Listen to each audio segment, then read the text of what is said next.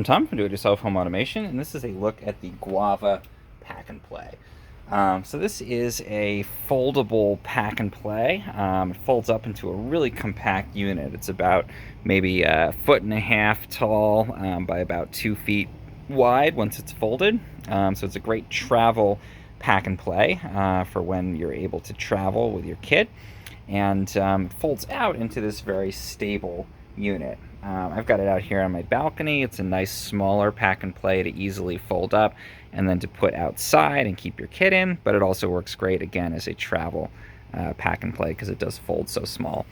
It's got this sort of shape where these legs fold out and then they become very supportive.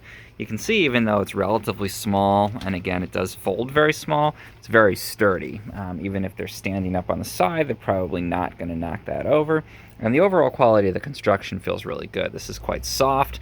It's padding these probably metal or plastic legs underneath here, and it definitely provides a good solid base. And I like that it kind of expands out on the inside. It almost has a triangular shape between the two legs because that seems to give a lot more space inside of the pack and play here, and you know, plenty of room for your toddler even to hang out and use this as a play yard as they get a little bit bigger. If you want to have a safe place to put them down, maybe in a hotel room that's not been child-proofed.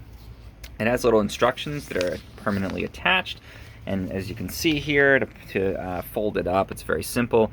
You flip it over and you basically fold those legs in, take the interior out, and those go in, and then it becomes this, again, very compact unit. And there's another one on the other side here that walks you through the opposite procedure of setting it up, where you basically just fold the legs out. There's a clip that holds the middle part in, and then you just fold this out and put the pack and play bottom into it. So this is bottom here, and you can put a sheet on it. I've just got it open here, but you can put a sheet on it to protect that over time.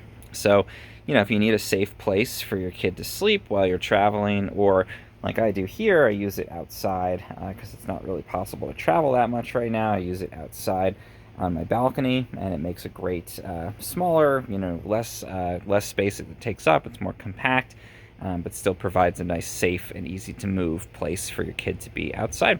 So that is the Guava travel pack and play. Definitely my best choice for a travel pack and play if you want to have that when you're traveling around.